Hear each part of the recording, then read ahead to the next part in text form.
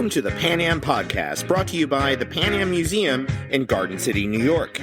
This podcast and our museum are dedicated to celebrating the legacy of the world's most iconic airline, Pan American World Airways. My name is Tom Betti, and I'm the host of this program. Thank you for joining us. The Pan Am Museum Foundation is a non-profit organization. Please visit our website for more information at thepanammuseum.org. Again, our website is thepanammuseum.org. You can find us on Facebook, Twitter, Instagram, YouTube, and TikTok. If you are using Apple Podcasts, please consider leaving a review. It will help others discover this program. This podcast is sponsored by the generous personal support of Mr. Adam Aaron, the CEO and chairman of AMC Theaters.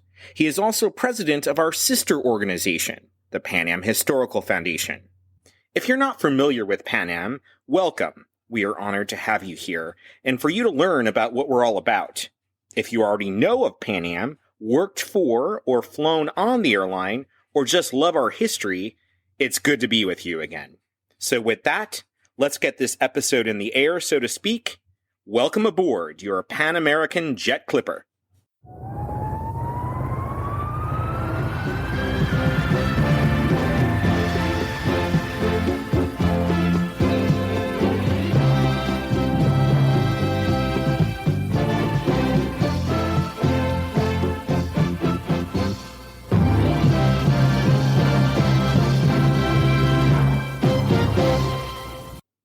So this is an unusual episode, as the Pan Am Podcast goes on location, and one of our interviews was aboard a United Airlines Boeing 777 at 35,000 feet over the Pacific Ocean.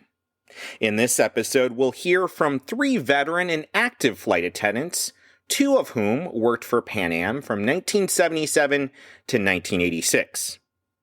Recently, I traveled to Japan with 2 of my good friends, Kimberly and David. We had an amazing trip, and I'll tell you all about it in a bit. But first, I have many updates to share about this podcast and our work at the Pan Am Museum. I know it's been several weeks since the last episode, as I've been traveling and working on a special Pan Am event, so there's a lot of news to share with you. I'll start with a preview of the next 2 episodes. In our next episode, we'll be joined by Pan Am flight attendant and author Yvonne Condi, and we'll explore Operation Pedro Pan, the clandestine efforts between 1960 and 1962 to send over 14,000 Cuban children to the United States alone by their desperate parents who feared for their children's future under Fidel Castro. The episode following that is with CIA veteran Don DeVito and his son. Mr. DeVito was hired by Juan Trippe to work directly for Pan Am's board of directors after serving his country in American intelligence. He will share his fascinating stories, so stay tuned. I'm pleased to announce that the Pan Am Podcast has won 2 top awards: the 2025 Platinum Muse Creative Award and the 2025 Platinum Vega Digital Award. We have been honored in the past with awards for this program from both Muse and Vega, but this is the first time we won the highest award possible from them. The Muse creative team interviewed me about this program, and I've included a link for you to read later. So most importantly, I would like to congratulate the people listening, as none of this would be possible without your support of this podcast. Thank you.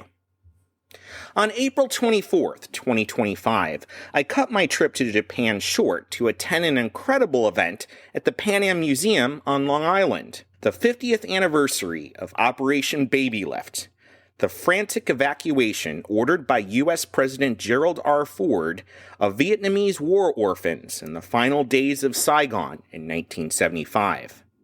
The event was hosted as a partnership between the Pan Am Museum, the Gerald R. Ford Presidential Foundation, and the Gerald R. Ford Presidential Library and Museum. Additional support came from the Pan Am Historical Foundation, World Wings International, and Pan American World Airways, LLC, formerly known as Pan Am Brands. What to say about this event and what followed? Only one word comes to mind: wow. A highlight of the evening was the premiere of a short documentary called Operation Babylift, a celebration of the human spirit, directed by filmmaker Dirk Braun. The film captures the global cooperation and moral courage that define the mission. There is a link in the episode description to watch this film on YouTube. The event's co-MCs, Peter Greenberg, an Emmy Award-winning journalist, and Tammy Gwynn Lee, an acclaimed filmmaker, guided the evening with warmth and insight. They recognized the brave Pan Am crews who flew into a war zone to evacuate children, honoring those at the event, flight attendants Karen Ryan, Ingrid Templeton, Pamela Taylor, and Sally Pearl. A deeply moving moment came with the attendance of Al Topping, Pan Am's country director for South Vietnam and Cambodia in 1975. His efforts to evacuate his staff and children became the subject of a 1990 television film called Last Flight Out, starring James Earl Jones. Adding a personal and emotional layer, adoptee Jared Rayberg performed his original song, Waking Up American, moving many in the audience to tears. At the heart of the evening were the adoptees themselves, those who lived through the trauma, uncertainty, and life-altering change as infants. Devaki Murch shared her story and journey discovering connections about her past and helping fellow adoptees connect with theirs. Carol Mason read a poem honoring her birth mother, while Twee Williams, now a U.S. Army veteran, gave thanks to her adoptive family, Pan Am, and the military members who made her rescue possible. Her decision to serve in the Army was her way of giving back. For several adoptees, the event marked the first time they met someone who may have been on the flight that brought them to the United States. These moments, when an adoptee looked into the eyes of a former flight attendant and saw someone who might have held them as an infant, were deeply powerful. For the adoptees, it was a chance to reclaim a missing piece of their story. For the flight attendants, it was a profound reminder of the impact of their courage and care. The bonds formed that night were emotional, healing, and enduring. 2 U.S. congressmen were in attendance and shared powerful reflections.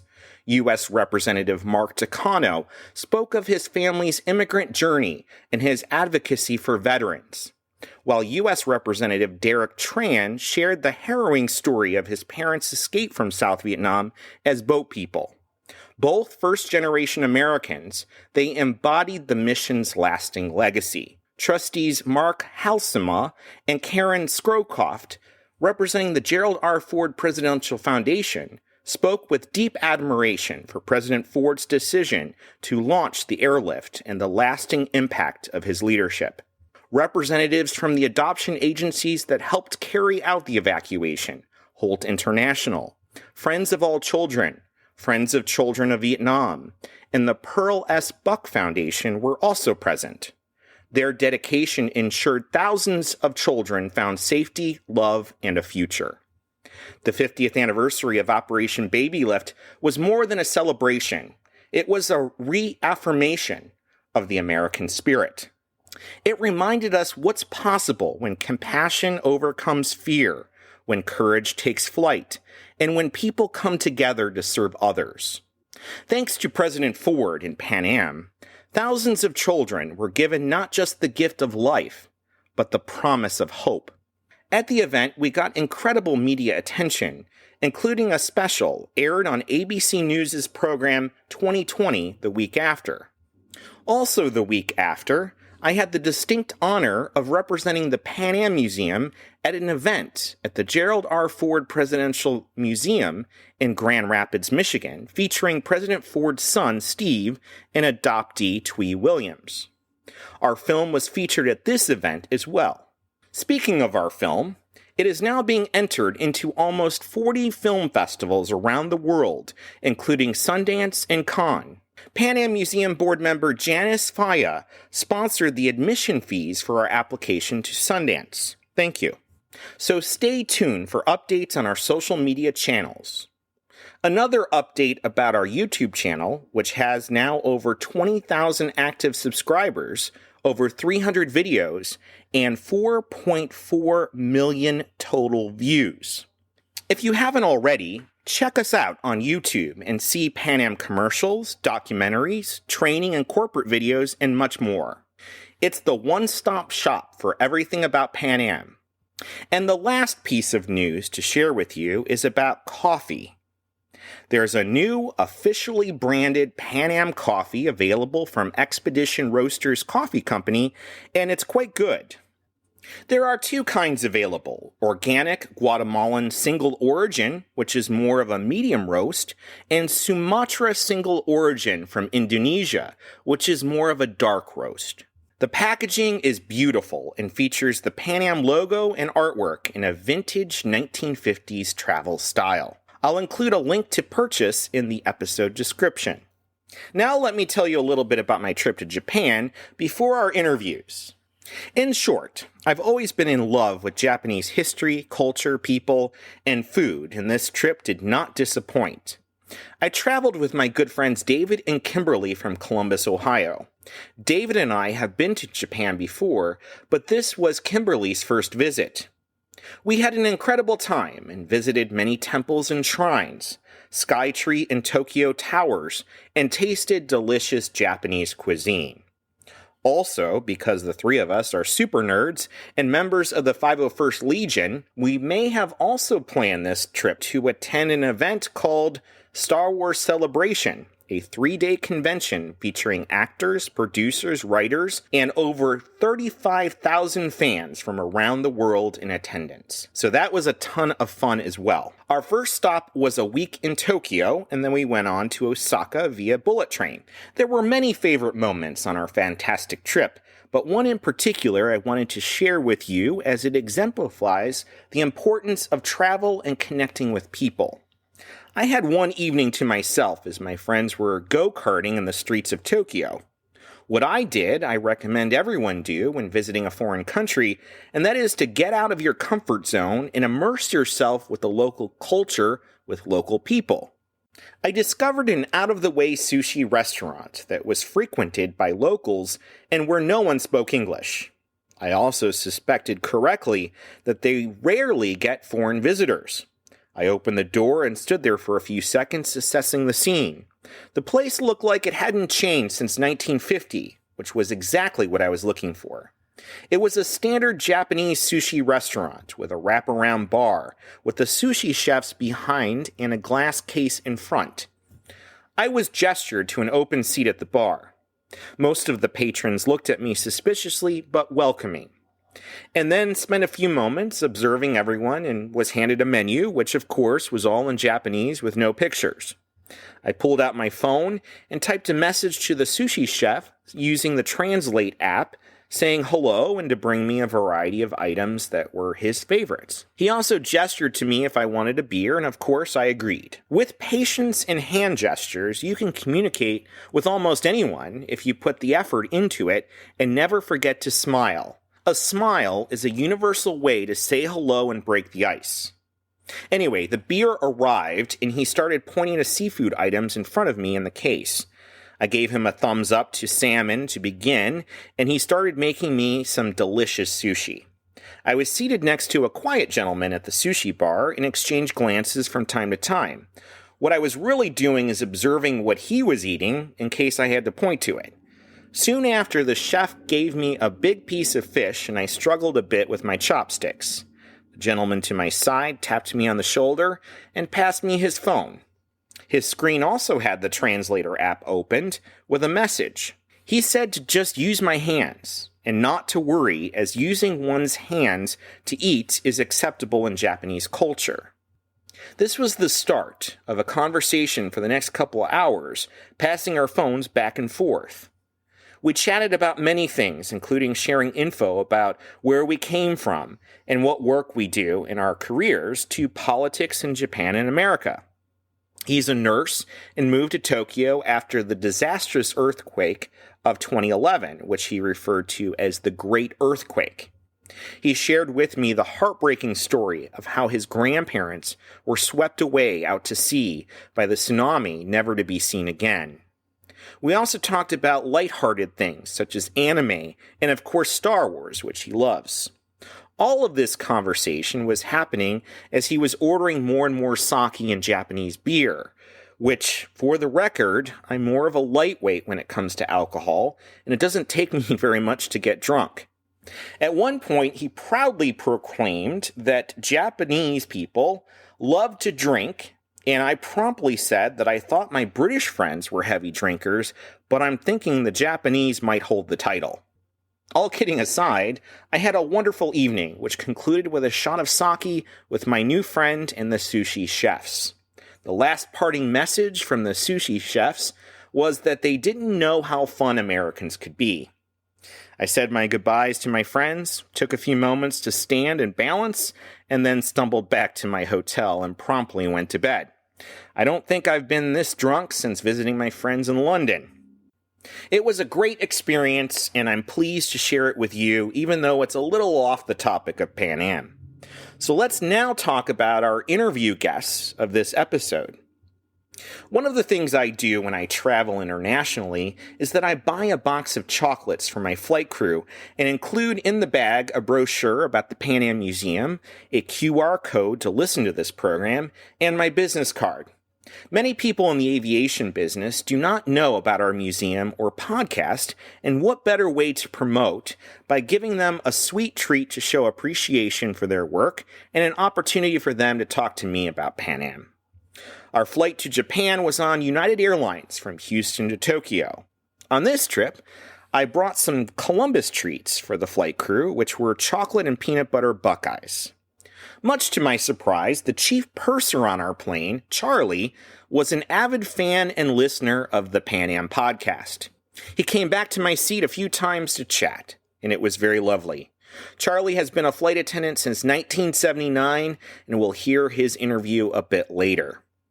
On my return flight to New York, I flew on another United Airlines flight from Osaka to San Francisco and then on to Newark so I could attend the Babylift event later that evening. On this flight, I brought the crew Japanese sweets. And yet again I was amazed because there were two flight attendants that were former Pan Am working on board. What a small world indeed, right? Both Leslie and Lynn started with Pan Am in 1977. When the Pacific Division was sold in 1986, both of these ladies were transferred to United Airlines, and they've been flying with them ever since. So what did I do when I learned of this aboard flight UA-34, a Boeing 777-200 flying over the Pacific Ocean at 35,000 feet? Well, naturally, I took out my phone and we did an interview. That's right, the Pan Am podcast goes on location in the air to bring you their stories. How cool is that? Let's take a listen. So I am here at 35,000 feet with Leslie, one of our flight attendants on this flight. She joined Pan Am in 1977. Leslie, tell us a little bit about what it was like to join Pan Am in 1977. The day they said I was hired, it was the happiest day of my life. How so? Since I was 9 years old, I wanted to fly. And when I was 15 years old, I wrote to Pan Am and Japan Airlines to see what is required to become a flight attendant. And Japan Airlines was saying that you have to be a Japanese citizen. So I thought, okay, I guess it's going to be Pan Am. So I wrote them a letter, and they said that when I become of age, then I can send in an application. Excellent. And where were you based? Honolulu. So are you from Hawaii? Yes, I am. So you're one of the Nisei stewardesses. I'm Sansei. Sansei. Okay, so that's third generation. Mm-hmm. Right. And tell us a little bit about what it was like. Pan Am was 1977, right before deregulation. What was it like working for the airline at that time? It was wonderful. The glamour or the heyday of the 1960s has kind of waned. By the time we started, but still wonderful. We stayed at the nicest hotels and had great customers, and my co-workers were all very helpful when we started. They're all very helpful to us, the new people. It was just a great experience. I mean, someone who's from Hawaii to travel all around, it's the best years of my life as a flight attendant. And so you had two uniforms at the time. You had the Edith Head uniform you Right. started in, and then it went over to the other one, the Right. 1980s I one. can't What was your remember. favorite? I think it was the one I started with. The Edith Head one. Yeah, it was. It's I guess because it's the first Pan Am uniform. I was so proud of it. Oh, bring me tears. And how has the airlines changed since Pan Am? As more and more people could afford to travel, it has changed. It's more hectic. I feel like you don't have as much time to talk to the customers. But changes happen. And what was it like when Pan Am sold the Pacific division and then you were transferred to United Airlines? It was a shock. It was totally unexpected. I was living at home still at that time, and when I went home, my mom says, "I heard that Pan Am was sold." I said, "No, we didn't hear anything about it." I said, "No, I don't think so." And then it turned out to be true. It was a total shock. I was really sad. And my very last flight with Pan Am was from Narita back to Honolulu. And after we landed in Honolulu, I still get emotional. It was a sad day. Yeah, I can imagine. So 9 years working for Pan Am. Do you have any stories of something that happened on their flight? Actually, famous people? Well, we had the Prince Albert and Prince Rainier. It was from LA to New York. I was just helping out in first class, so it's my first time meeting royalty. It was just really exciting, and they're both very nice, very gracious people. And Prince Albert was younger at the time.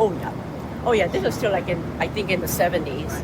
And who else? There was somebody else. Oh, one of my first flights into Tokyo, we had a Prince of Kuwait on the flight, and he invited the whole crew to a party or dinner that night. But I had other plans, I couldn't go, so that was a disappointment. Yes. Yeah, but not too many celebrities. Oh, Rich. Oh, no, that was United. That's about it. And when you worked for Pan Am, you worked the Pacific division, so you did Tokyo. Because of my language, Japanese language, we went as far as Tehran. Oh wow! Back then, yeah. Wow. So we went from Tokyo to Hong Kong, at time transit Bangkok, Delhi, and on to Tehran, and then working all the way back. So you've been flying for over 45 years. What are some of your favorite destinations that you've traveled to? As working or just Either. doing photo safaris in Africa. Oh, nice. That's my most favorite. I've been there 5 times. I love it. And that we're only able to do that because of Pan Am. Interesting. Be a flight attendant. Do you have any message? We have a lot of young people that listen to our program. Do you have any messages for them as they're interested in aviation, and they're also interested in Pan Am history? Why is Pan Am history important? So what message do you have for young people that might be listening?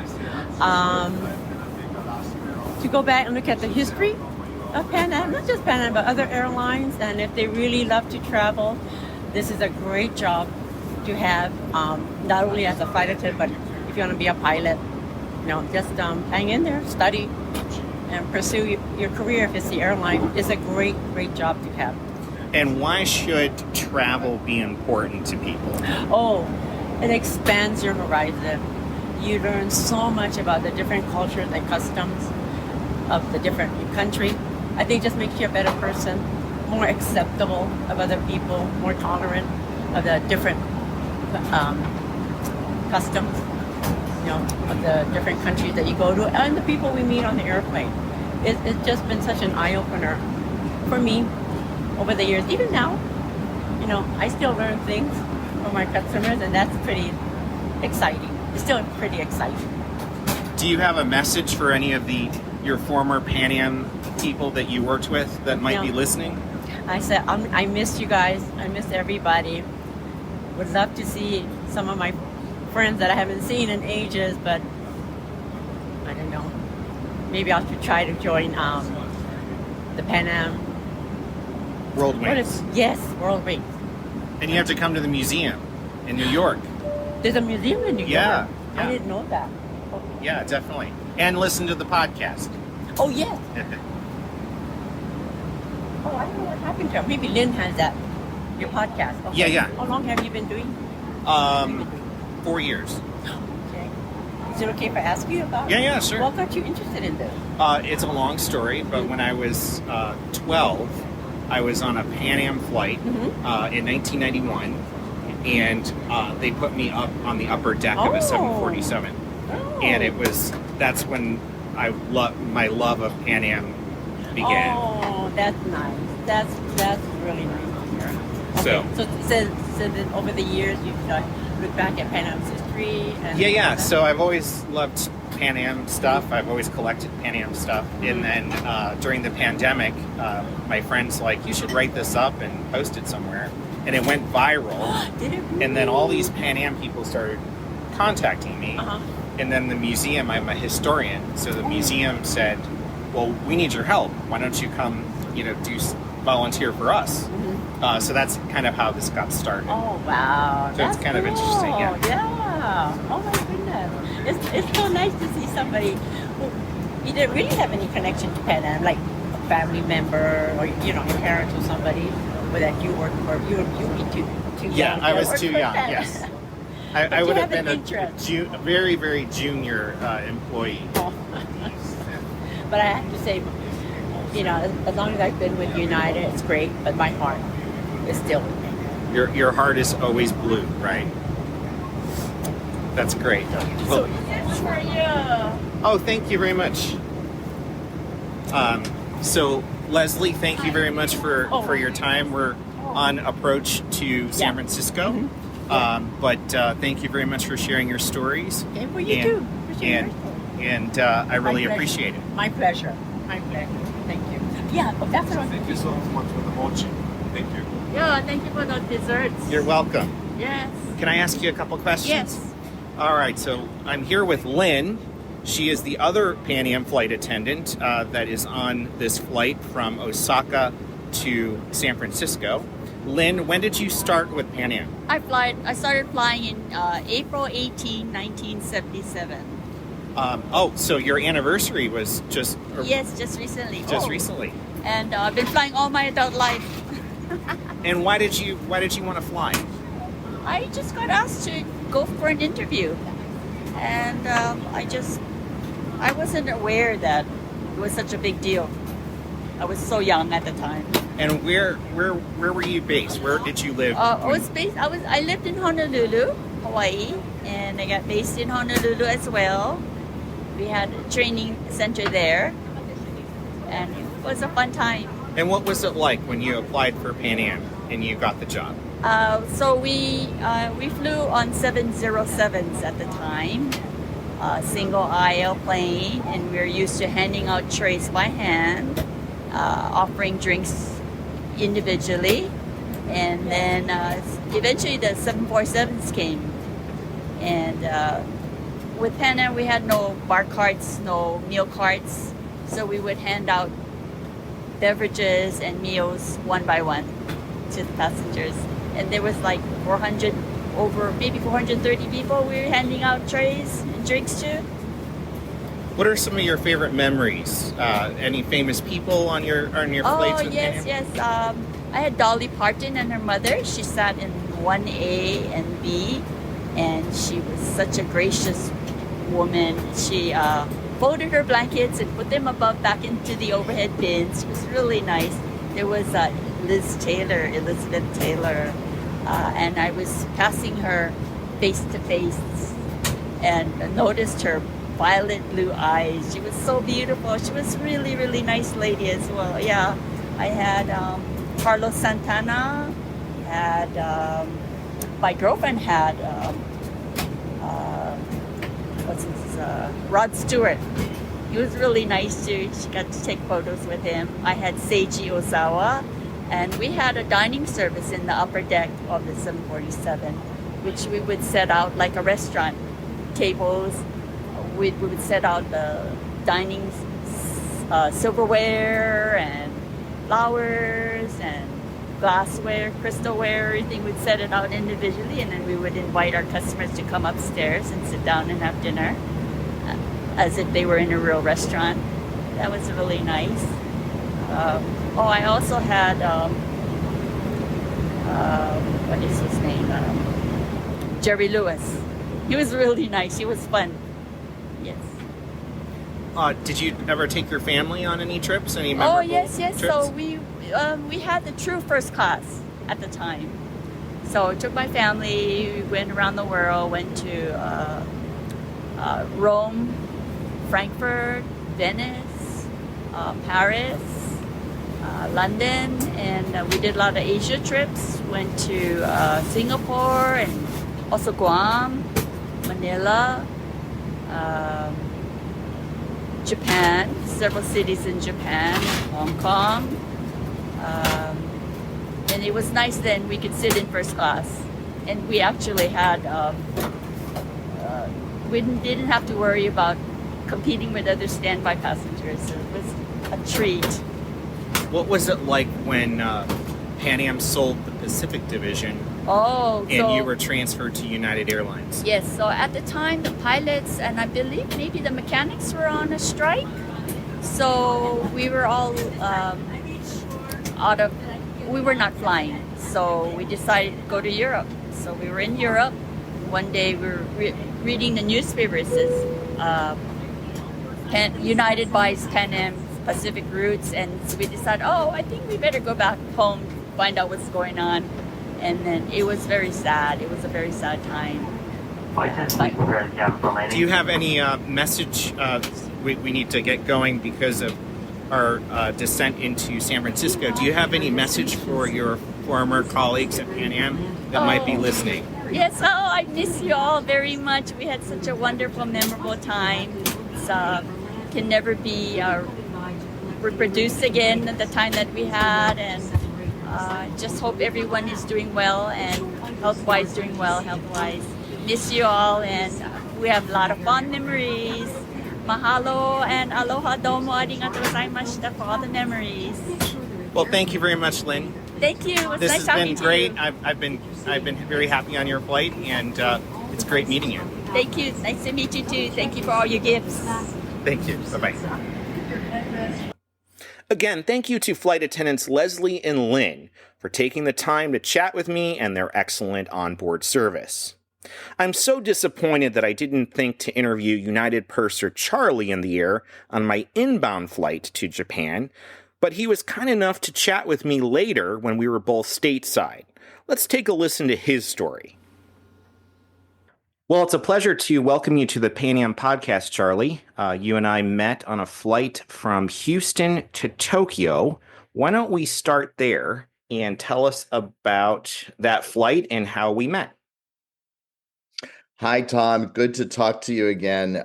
It's an easy one to remember because you brought us something beautiful and unusual to the crew. And that's why I'm delighted to be on this chat with you today is number one, to be able to thank you for that. But, customers often bring us chocolates or little things, little mementos for the crew. It's awfully nice of people. But this one day I was up in business class at door one, and the crew came up and said, "Oh, this really nice guy, a couple of cabins in the back." I said, "Please enjoy these items." And it was a Pan Am ticket folder. And when I looked, I thought, oh my God, it's the 1965 logo. It has a fake ticket. It has an invitation to the museum. It has an invitation to contribute and donate, which I think is great.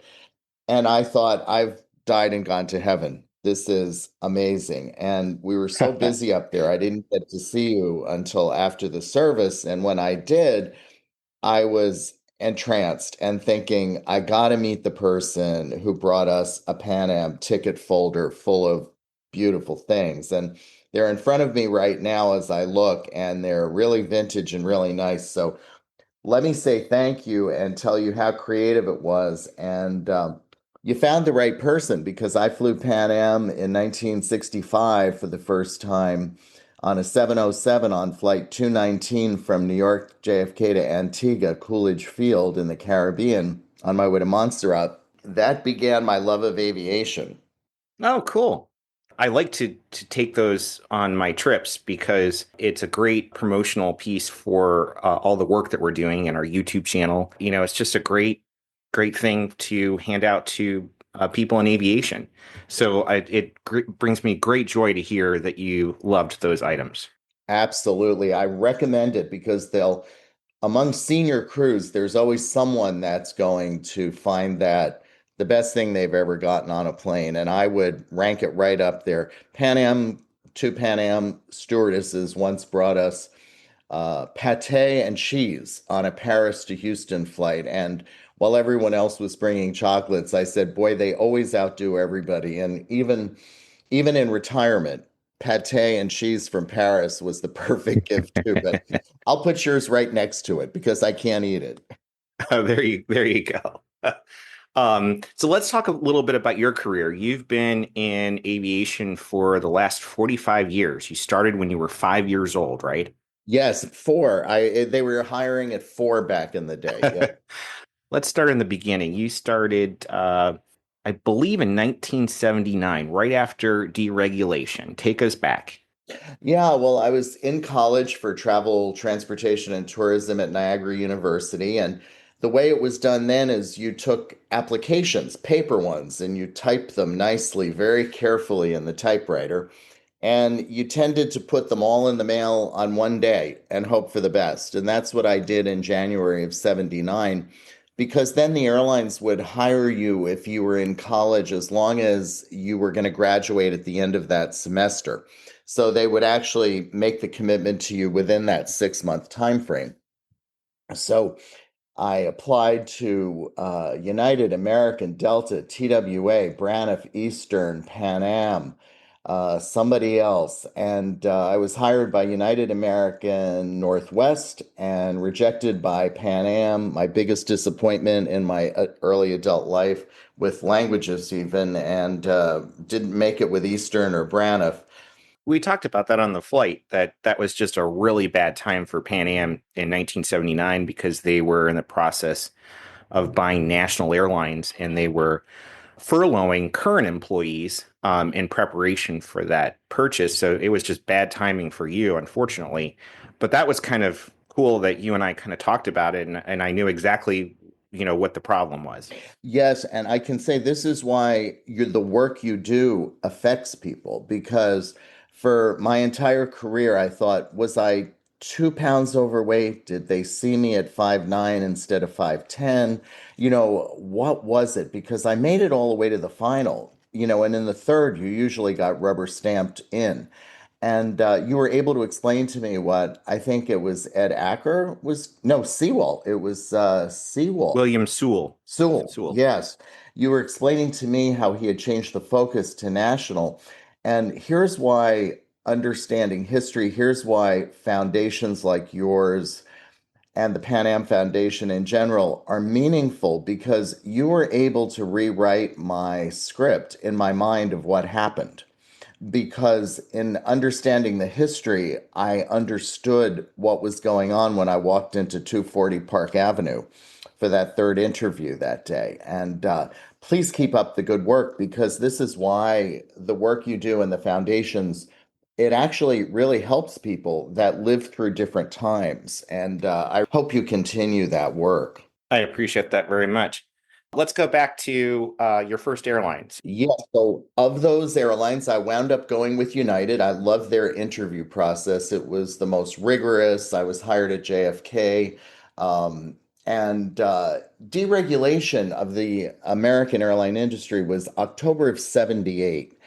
And the effects of that had not really taken place, other than that there was massive expansion of routes. But the contracts people worked under, the meals that were served, the products, the advertising was all still very much the way it had always been. And 79 was a year when they had mass hiring because of all of the additional routes that airlines could just simply assign themselves to. And United, I think, hired about 1,200 people that year, approximate. That's a very approximate number.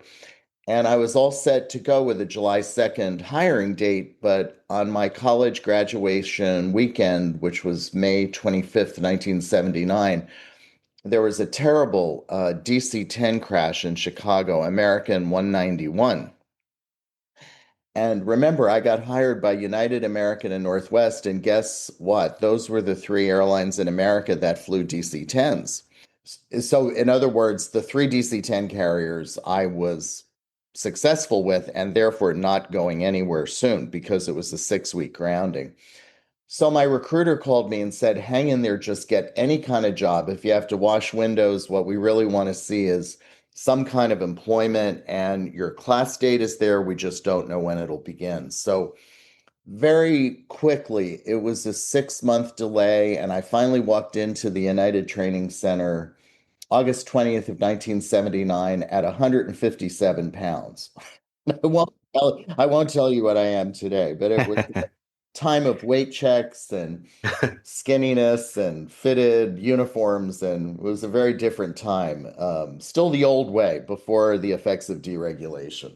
And tell us a little bit about your flying career. So, how has aviation changed since you started in 1979, where we are today? It's changed a lot. United, I flew 13 months. We were 8/20/79. We were laid off, I think I want to say September 13th of 80. So it was a 13-month run. We got our 1-year pin in the same meeting that we were presented our furlough papers. The supervisor ratio for probationaries then was 1 to 20. Today it might be 1 to 200, maybe, depending on the airline. So it was very personalized, and it was very sad because we just loved our new jobs. We were, really enjoying things. Remember, this is the old days when on reserve they sent a taxi for you at the hotel, and you had a bunch of vouchers to hand them, and you could walk into the credit union at the airline and buy a car instantly, no questions asked. It was a very, very different time. The effects hadn't happened yet. So year one was what I would call my professional standards training, because United had extremely high standards. There was ocean to ocean service, and the mid-continent service was chef's gourmet. We had West Coasters on the west coast of the USA with colors and themes like Dutch pretzels with cheddar cheese and apple cider.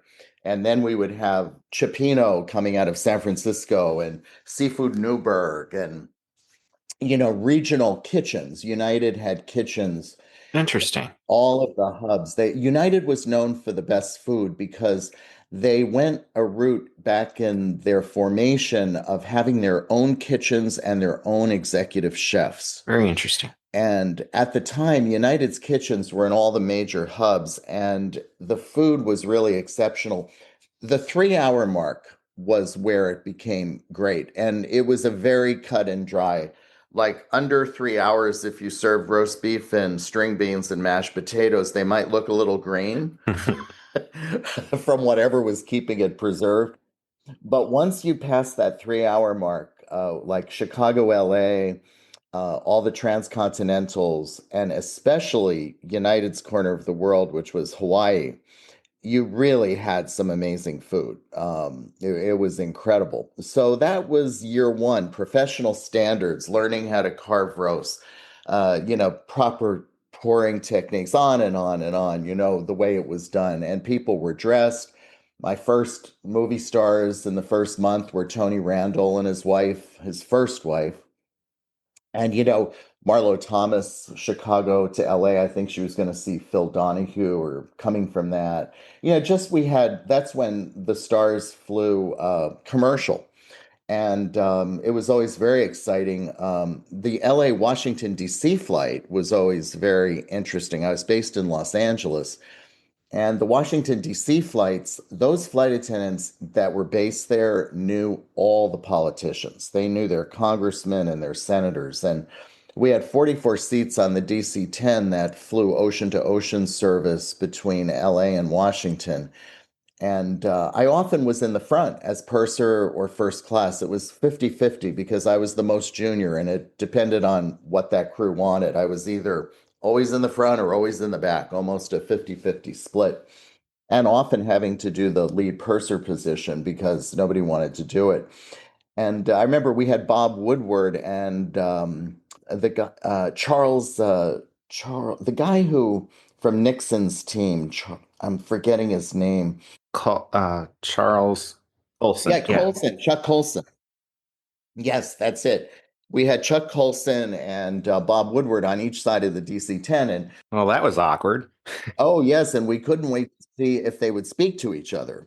We waited and waited, and at the end of the flight, they did have a conversation. But more interestingly, Chuck Colson had become a born-again Christian, and the flight attendant in the service center in first class was a born-again Christian, and they must have spoken for about an hour. Interesting. It's kind of like when I had the guy not Denton Cooley, but the one who did open heart surgery down here in Houston. He was on my flight, the guy who invented the open heart surgery, and we couldn't wait to see what he ordered for breakfast, the eggs or the cereal. And, he had the eggs, and so we all felt much better about the guy who created open heart surgery having eggs for breakfast. But that was what that was. And it ended abruptly and it was devastating and we didn't know what to do. I was hired by Alia Royal Jordanian Airlines because I was able to converse in French, Spanish, and German. And right as I was about to go to Oman for a contract with them, the Iraq and Iran War of 1980 broke out. And the port of Aqaba was blocked. And then the word came that only men could go if they spoke Arabic, but they took all the women that had been laid off by the U.S. majors. So second loss of a job. So I'm teaching at Empire Technical School in East Orange, New Jersey, travel and tourism, waiting for United to call us back. And we thought we'd be called back in the spring of 80. We thought it would be a 9-month furlough. But that furlough went on for 3 years because there was a tremendous recession in 1980. But one day, my students and I were looking, and this airline, People Express, had an ad that they were starting up as the first airline after deregulation. And I thought, oh, that's interesting. It's right there in New Jersey. I was living with my brother because I wasn't making much money. And we thought, well, I can do that, until United calls me back. Well, went to the interview. I had gained weight. My hair was long. My suit was loud. And I stood up, said my name, and didn't get called for anything more. But 2 weeks later, my students open the same ad and say, Mr. G, please take us to the interview. So I'm like, oh my God, I can't go back. They say not for 6 months. But I thought, well, what's the worst that can happen? They can just say, leave. So short story, we all piled in somebody's limousine. Somebody's family ran a limousine company, and one of those stretches we played the interview. That's great.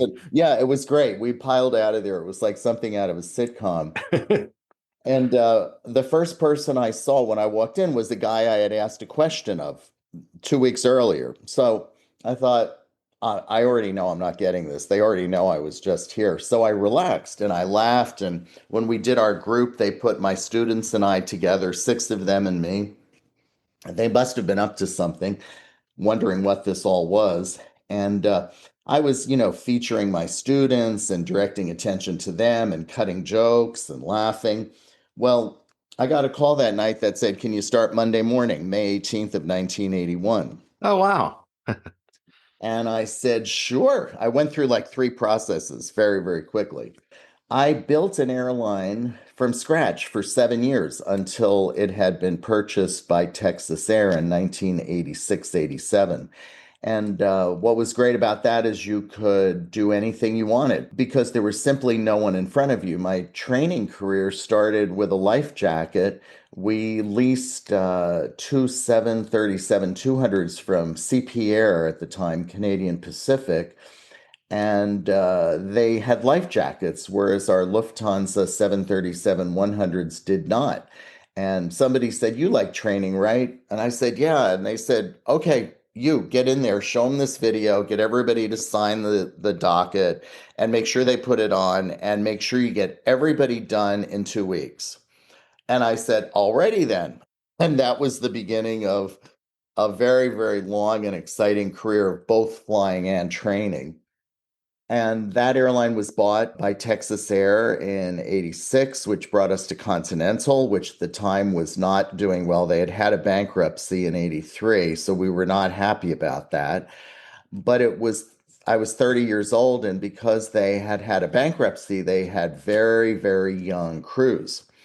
And I wound up being temporary duty in Honolulu as the director of passenger service, which is kind of like a Julie on the Love Boat role, kind of like what your purser is today, except it was a management supervisor position then.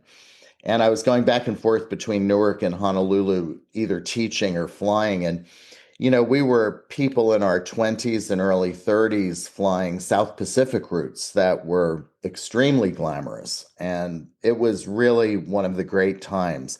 We made no money and had so much fun. So that was a very good time. And then in 96, Gordon Bethune came and he turned Continental around. And then we had 17 years of great success, great progress, lots of awards, lots of pay raises. And then in around 28, Delta and Northwest merged, which triggered the other majors to merge. And there was United and Continental and American and US Airways. And that was the consolidation that took 35 years to happen. When I remember that deregulation I was telling you about, the prediction was in 5 years there would be a consolidation, but it actually took 35 years. Interesting. Interesting. Yeah, the first 25 years of my career were nothing but storm and stress. We always wondered if we would have a job Hmm. 2 months from now because there was so much going on and so much cash going out the door and so many extra seats with so many airlines in the country. The first time I really felt like I could relax was about 2010, and I started in 1979. It took Wow. so long Wow. to feel secure in the industry where they became too big to fail. And then here we are today. So that's a Yeah, like you have bookends with United, and now you're back with United because Continental merged with United, and now you're back. So they called you back after all. Yes, they did in a very strange way. And it's funny, I was on a flight with a girl and I thought, where do I know you from? Were you ever based in Houston or, did we go to recurrent training together? Something we couldn't place it. And when she heard me make an announcement, she said, "Charles, I'm Melanie." I said, "Melanie for my initial training at United?" She goes, "Yes." And what I can tell you is when you look in a person's eyes, that's how you know nothing has changed. It's the eyes that give it away. They Hmm. don't age, and you might look totally different. Another time when United and Continental merged, we were in Paris at the Hilton, the Paris Hilton, and the crew room had an entrance with a salon on one side and the another salon on the other. So of course both crews would walk in and divide and everybody would look at each other because we hadn't integrated yet. It was the very beginning of the merger. And I was always reaching out because I wanted to see if the United people knew people I knew. And this woman was at the espresso machine behind me, and I could tell she was really watching me. She came around and said, "Do you remember who your trainers were?" And I said, "Oh, yes. It was Alan Levine and Connie Dolan, and it was Bobby something or other, and Judy Muncaster, who started in 57, and, more names that I had remembered at the time." She goes, "I'm Connie." Well, that's wild. I looked at her and we looked totally different. 35 years had gone by. And I looked in her eyes and I immediately knew who it was. So that's how airline people can recognize each other. Hmm. The eyes keep it all the time. Well, I think I told you. So you and I, we were on the flight from Houston to Tokyo, and then my friends and I, after a week in Tokyo and going to Star Wars Celebration, which is one of the reasons why we went to Japan, we took the bullet train over to Osaka. So I traveled back from Osaka to San Francisco and then on to Newark for the Operation Babylift event that was held on April 24th. And I did the same thing. I had my brochures. This time, instead of bringing you Columbus treats from the Columbus Peanut Shop, I had to get Japanese treats in the airport for the crew. This guy comes back and he's like, there are two Pan Am flight attendants working this flight, and they want to meet you in a little bit. So there were two former Pan Am flight attendants, Lynn and Leslie, that worked for United. They started with Pan Am in '77, and then they left the airline in '86 when United bought the Pacific division, and they were transferred to United. I got to meet you. You already knew about the podcast and the museum. And then I got to talk to these two wonderful ladies. And I didn't think to do it for you, but I actually interviewed them while we were on the plane, which was kind of cool. Oh, that's great. You attracted in. I'm so glad you did. It's very rare to find the true Pan Am because they're in their 70s now. But we still have I wouldn't say a large number, but we still have quite a number. And you can tell right away when you walk up to them in a briefing. You can feel it. There's an elegance. There's just something about it. I flew with one of the Scandinavian ladies that was hired in 65 or 66 on a London flight just a few months ago. And I just was in awe because there's a cachet around the way they present themselves that is from a time of it shows that they experience things that people just will not experience today. You can see it in the comportment, and they're elegant and they know what to do and they're fun and they know how to be casual when it's okay to be casual, but they know how to be formal when formality is needed. They're just amazing people. And I'm so grateful for this opportunity to connect with you and what you know. And Tom, one of the things that I was so excited about is I had asked about Dorothy Kelly when I met you because I said I've admired her for years, her heroism in the Tenerife crash. She was the surviving purser who, in a totally horrendous situation, did as much as she could, not just at the scene, but in the hospital afterwards. Her story is amazing. And Mm-hmm. the fact that you knew her and could connect me with her so I could write her a letter was very meaningful. And you also have met Al Topping, Yes, yes. last flight out of Saigon, Al Topping, and he's another man that I've read his book. Oh, I'll connect you with him. Yeah, He'll I be have his happy to book speak with sitting you. on my shelf right here. I happened Yeah. to I was going through some things the other day and I like, there's Al's book. It's a great story. But the Pan American was the creator of most of what we love about aviation. And it was through many trials and errors that they created safety factors, they built runways, they learned how to put radio beacons in places that allowed an airplane to navigate. I mean, my biggest sadness is that the government allowed it to fail in 1991 because it cost them a lot of money to be the instrument of the United States, to be the unofficial flag carrier. They went in and did many missions and operations that were quite dangerous, like the evacuation of Tehran, for example, Mhm. in 79, 78 type of thing. They did things that were kind of like right out of a Jack Reacher book. Mhm. And a lot of that cost them money. Some of it they were paid for, but it cost them a lot in what they could have been making if that airplane was doing something else.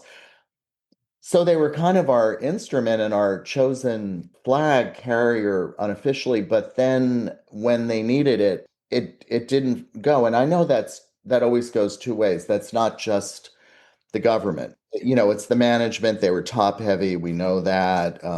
They didn't recognize necessarily the right way out of that. Massive change was needed, and I think Hmm. it was just too iconic for people to see outside the box. But I do feel very sad that it didn't continue. So, do you have a message for? We have a whole bunch of young people that listen to this program. And I share earlier in this program, I shared some of my travel stories, connecting with people. You and I are new friends now, and Lynn and Leslie and I are new friends now. And it seems like when you travel, there are opportunities to meet people and connect with people. Do you have any message for young people about traveling and your experience? Oh, yes. I have two very specific things because I'm very aware when you're old like I am, you really want to share. It's like you want to give a software download to the young people. There's a need in psychology for people my age to give it back to. It's like when you're going to retire, you want to start decluttering your house. You spent many years accumulating things, then you want to give it away. I think it's the same with our learning and our experiences. And I have two answers for that. The first is what I tell new hires that are actually flying is to create a journal of the funny things that happen because the airline industry will outdo any Hollywood writer for absurd hilarity. Isn't that the truth? Like I remember the problem is I can't remember 95% of them now. And so I tell them when they see something really hilarious, or really funny, or really joyful, write it down. And now that we have digital age, attach a picture. And my Hmm. favorite way to make the new hires laugh when we just had one 7 months to Rio de Janeiro on this trip. And, there's two of us that have been flying well over 40 years working with her. And we said, listen, take a picture because when you're our seniority, we're going to be dead. And she goes, oh, no, no. I said, no, do the math. It's not a sad thing. There's just no one who could be our seniority and have us alive. And she did. And I said, and the funny things that happen, write a little something and then just let that evolve and evolve and evolve, and you will have memories on camera. The other thing about meeting people around the world, about 2005, I had met this lovely lady on a Paris flight. I flew Houston, Paris for 22 years as a French speaker. And, we got to know our customers very well because we had a regular group of passengers that went back and forth. And you became friends, but we really never would socialize or give out our cards or accept invitations. We just, kept that wall up. And this lady was so nice, and you could tell she was someone you'd want to sit down to dinner with and be a friend of. And something flashed through my mind about Pan Am flight attendants. And Pan Am stewardesses and flight attendants knew people all over the world. If you were a Pan Am stewardess in the 60s and then becoming a flight attendant in the 70s and 80s, you had friends in every capital of the world. And I'm thinking they were open to it. They were open to the relationships. And I thought, I'm going to make friends with this lady because she really wanted to visit once we got back to Houston. And I decided I would give her my number. And then her husband was on my flight the next week. And we talked about how I met his wife. And then we became great friends. And since then, I have, for the last 20 years, made many friends like you off the aircraft because I'm open to it. Pan Am had something that nobody else had, which was common sense. Airlines have rules and regulations, and boy, can they get into it. An airline can spin a rule any way it wants. Try But working in state government. oh my God, oh yes, yes, I believe it. But Pan Am had a way. I remember Pan Am had an early out in '85, and there were two Pan Am girls working at Continental when I got there. And I was in training and management at the time doing projects. It was Beth Salling and Jean Ritchie, and they had just left Pan Am, and Continental scooped them up because they needed their knowledge and experience. And I remember Gene, one day, one of the not very smart guys at the Continental Procedures Group, which was, he didn't stay very long. There was a flight from London to Houston that, let's say it had 26 first class seats when we still had first business and coach. And let's say, just to pick numbers, it was catered to like 15, but there were non-revs, company employees waiting to go. And he had a policy that um, if the catering wasn't there, you couldn't seat them in first class. Now, any company employee just wants to sit down. We'll eat from any cabin. Nobody ever died on a flight because they didn't have caviar or vol au vent as an appetizer. And so I remember being horrified that he left people at the gate and not let them get home. Well, we were at a meeting afterwards, and I remember Jean just looked at him and said, I won't say his name, he's deceased now, but so and so, she said, we don't leave people in foreign countries. And you could have heard a pin drop. And that was an example of Pan Americans' common sense, the way they understood there was something much bigger here than the rule book. They get people home, and in their world they might have been coming out of Dakar to Khartoum or Istanbul or Baghdad, and you don't leave people in Baghdad because you don't have enough caviar for the first class seats. And beneath the elegance of the Pan Am service was a common sense. The appearance regulations, I would see them in the Caribbean all the time, in Antigua or Barbados, and they would run off to buy duty free because the rum was so cheap. And the hat was on, but the jacket and gloves were off, and they looked fantastic because that's where they were. But if you saw them crossing the International Arrivals building at JFK in the 60s or 70s in the winter, full boots, full hat, full coat, full gloves, they understood they didn't have to be a certain way all the time. They adapted to where they were. Great shots of them flying the military air command flights where they're only wearing the skirt and blouse and their feet are in the sand on some beach in Da Nang. The Pan Am ladies that I've been fortunate enough to become really good friends with, I'm kind of the adopted son in the Pan Am world. They're still elegant to this day. Sometimes I meet some ladies in their 90s and they still look great. Yes, it's true. It's like the two that brought us pate and cheese. They knew coming out of Paris that's what we really would want. And they have an intuition and some very funny stories. One of my friends, she's not doing well now, but she flew from 66 to 72 with Pan Am, and then worked in the insurance department after she stopped flying to get married, and stayed with them until 91 when they shut the doors. But she of course flew the Africa routes out of JFK and things on the 707. And one day they were in some remote spot in Africa, and she comes down for the return flight in her uniform, perfectly pressed and ready, but with tangerine sandals on. The hotel would shine the shoes, but they lost her shoes. Oh no. And she said, well, just going to have to wear tangerine sandals. And I guess the captain put up such a fit that the shoes were produced before they left the airport. But, they had very, very common sense, they handled anything with poise and aplomb. Nothing was a Pan Am flight attendant could handle anything.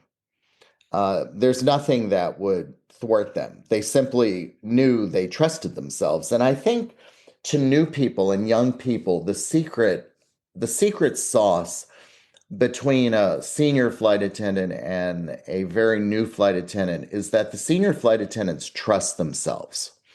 And it's kind of a pre-confirmed trust. You trust yourself that anything that comes your way, you're simply going to respond well because you know what to do. Perfect example, I was on a very, very senior flight to London recently, like everybody was over 40 years and higher, like in the 50s. And we were already in our seats for landing, and the captain called me as the purser and said, just a heads up, the nose wheel tire is showing a failure of tire pressure. So we think it's going to be okay, but we can't say for sure. So just be prepared for a nose gear collapse landing in case. And we're already seated. Like this is like 2,000 feet or something like that. So I made a quick call to everybody on the interphone, and I said, "Hey guys, nose wheel pressure is not showing proper reading. Possibility of a nose gear collapse or something, with the nose gear. So just have that procedure on how we handle that in your mind." And everybody was like, "Yeah, okay, good, good." And everyone went back to chatting with the person across, like we already know what to do for that. Whereas I think if that had been someone very junior, they might have, jumped up, ripped out the manuals, hung on for dear life as it swooped over the trees or something, Sure. And I think that's what experience does, because Pan Am was the world's most experienced airline, and they certainly showed everybody else in the industry what that was. Yeah, very good point. Anything else you'd like to add to our conversation? Just a thanks for your work with the foundation. A thanks for having so many chapters. I mean, I think the podcasts are over 50. Don't you have podcasts numbering in the 60s now? How many? Not quite yet. Yours is number 54. So we're nearing it, but it takes me a while to put these together. Sometimes it's depending on the episode and the historical content, it takes me longer for some than others. But yeah, we're at number 54. This episode marks 54. That's amazing. Well, I just want you to know your work makes a difference. Like you made me understand me not getting hired by Pan Am in a different light because of what they had decided to do. The work you do is not for nothing. It affects people. It either gives them a vision and a dream. It either teaches them a way to fly from another time in life, or it allows them to remember and connect with something they had been there. So the work you're doing is phenomenal work. I hope to attend some of your events. I hope to donate somehow. I hope this is the beginning of a long association where we can Absolutely. talk Yeah. about Pan Am. And the final thing I would say is, if you see Dorothy Kelly, would you please buy her a bottle of Dom Perignon for me?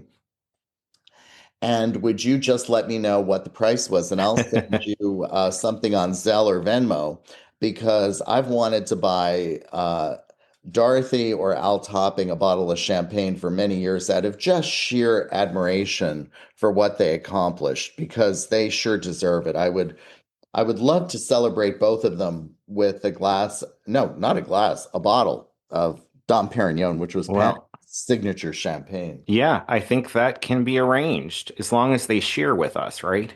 Right. I think we need more than 2 glasses. Yes.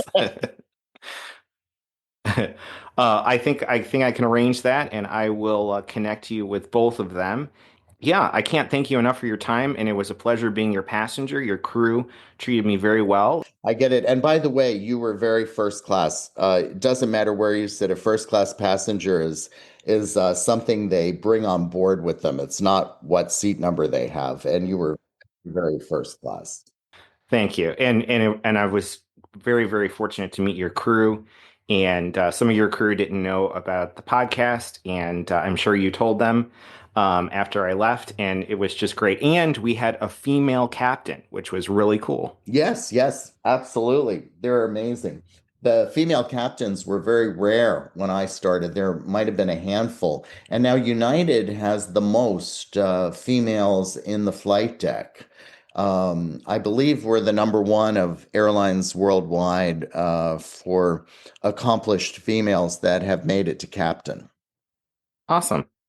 Well, again, Charlie, thank you very much for your time, and it's been a pleasure, and I hope to talk to you again soon. Okay, Tom, thank you for this opportunity. It was great to be able to reminisce with you.